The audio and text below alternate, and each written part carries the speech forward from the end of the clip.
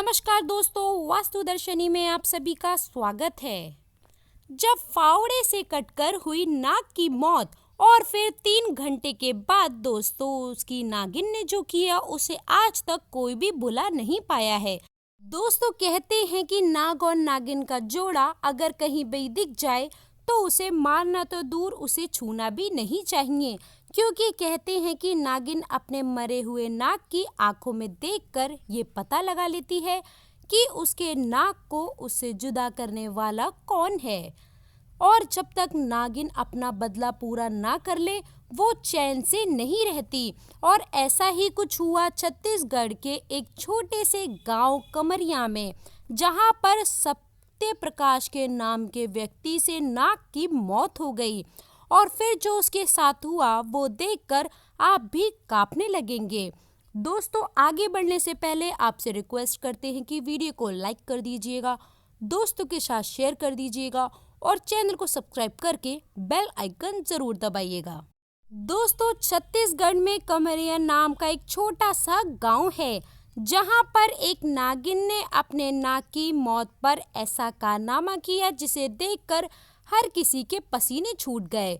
दरअसल इस गांव में खेत ही खेत हैं, जिसमें वहां के स्थानीय लोग खेती बाड़ी करके अपना पालन पोषण करते थे।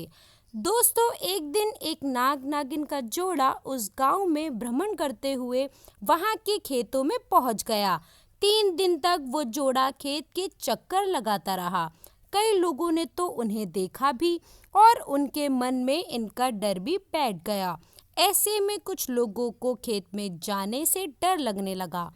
लेकिन 3 दिन बीत जाने के बाद लोगों को वो नाग नागिन का जोड़ा खेत में नजर नहीं आया और फिर से बिना डरे वो अपने काम में जुट गए।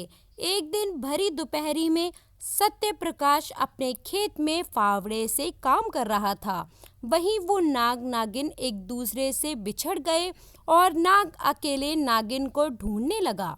नागिन को ढूंढते ढूंढते नाग उसी जगह पर पहुंच गया जहां खेत में सत्य प्रकाश फावड़े से काम कर रहा था और अचानक से उसके फावड़े के नीचे नाग का सिर आकर कट गया। ये देखकर सत्य प्रकाश के पसीने छूट गए और वो जोर जोर से चिल्लाने लगा। तभी खेत में काम करने वाले सभी लोग वहां पर इकट्ठा हो गए। सत्य प्रकाश ने घबराते हुए बताया, मैं अपना काम कर रहा था और अचानक से एक नाग मेरे फावड़े के नीचे आ गया और उसका सर कटकर अलग हो गया। इतना सुनकर उनमें से एक व्यक्ति बोला कि हमारा काम खेती का है, ये नाग नागिन का खेतों में आना और इनका हमारे हाथों से मर जाना मामूली बात है। इस घटना को ज़्यादा गंभीरता से लेने की कोई ज़रूरत नहीं है। लेकिन वो व्यक्ति ये नहीं जानता था कि ये नाग नागिन साधारण नहीं है, बल्कि इच्छाधारी नाग नागिन है। दोस्तों उसकी बातें सुनकर अन्य गांववासी भी उसकी हाँ में हाँ मिला करके कहने लगे कि ये सच है, हमें नाग नागिन के मरने से डरना नहीं चाहिए, ये तो हमारा काम है। उन सबकी बातें सुनकर सत्य प्रकाश की हिम्मत भी बढ़ गई और उसने फावड़े से उस नाग को उठाकर खेत की झाड़ियों में ही डाल दिया।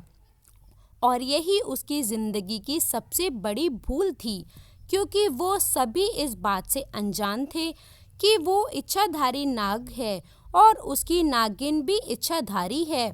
शाम का समय हो रहा था, तो ऐसे में सभी लोग वहां से चले गए और अपने घर जाकर आराम करने लगे। वहीं सत्य प्रकाश भी बेफिक्र होकर अपने घर में खाना खाकर सो गया।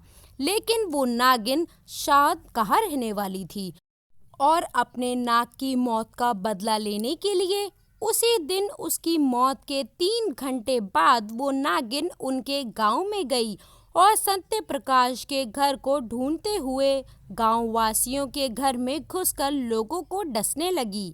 उस नागिन ने जैसे ही 2 घरों में लोगों को डसा तो पूरे गांव में हड़कंप मच गया। सभी लोग चिल्लाते हुए गांव के बाहर एकत्रित होने लगे। फिर वो नागिन गांव के महादेव मंदिर पर चोटी पर जाकर बैठ गई और देखते ही देखते उसने एक विशाल रूप धारण कर लिया। वो देखने में बहुत ही भयानक और डरावनी हो गई। उसका ऐसा रूप देखकर वहां मौजूद लोगों के पसीने छूट गए। उसे शांत करने के लिए मंदिर के पुजारी ने मंत्रों का उच्चारण जोर जोर से करना प्रारंभ कर दिया। कुछ ही देर बाद में वो नागिन अपने साधारण रूप में परिवर्तित हो गई और मंदिर से उतरकर दूर जाने लगी। वो पूरी तरह से शांत होकर अपने रास्ते चली गई। फिर पुजारी को सत्यप्रकाश ने अपने साथ घटित सारी घटना के बारे में बताया, क्योंकि सत्यप्रकाश को संदेह था कि शायद ये सब उसकी वजह से ही हो रहा है। पुजारी ने सत्यप्रकाश से कहा कि तुमने उस नाग को अनजाने में मारा है, लेकिन उसे झाड़ियों में फेंक देने की भूल ही अब तुम्हारी जान की दुश्मन बन बैठी है। पुजारी ने सत्यप्रकाश को कुछ मंत्र का एक ताबीज बनाकर दिया और कहा, मैं बस तुम्हारी रक्षा कर सकता हूँ, लेकिन तुम्हारे कर्म को मिटाया नहीं जा सकता। वही इच्छाधारी नागिन है जो आज नहीं तो कल अपने नाग की बदला जरूर ले सकती है, लेकिन ये ताबीज उसे तुम्हारे पास पहुंचने नहीं देगा।